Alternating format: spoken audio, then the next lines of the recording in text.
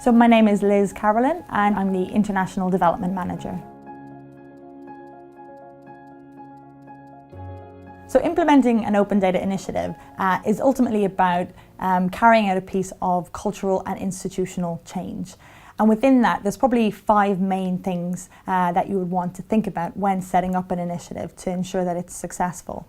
The first thing that we've seen in many successful initiatives is a strong leadership mandate. You want to make sure that as the team implementing the initiative encounters resistance to change, there's a strong mandate from the top of the organisation to help them push through and overcome those challenges.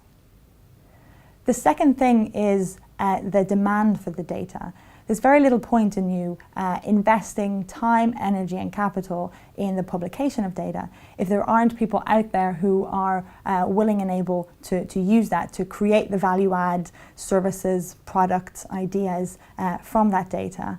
Which kind of takes us to the third point, which is about engagement. How are you going to build in from the very beginning engagement with potential users of data, with the outside world, be that in civil society, in the private sector, perhaps in academia. Successful initiatives have structured ways for getting feedback and engaging with users.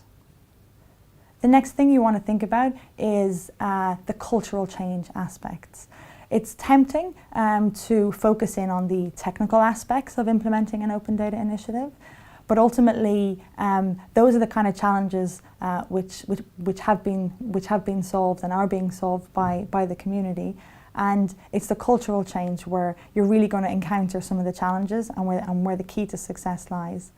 Which brings us to the last characteristic of successful initiatives, which is that they think from the very beginning about how they're going to stage their initiative. We've seen quite a lot of processes where people have concentrated on publishing some data and then publishing more data, focus on quantity.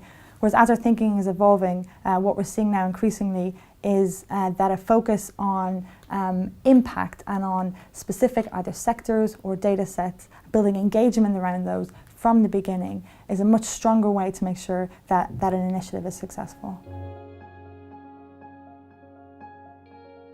So ultimately, open data requires us to think differently about the market for data.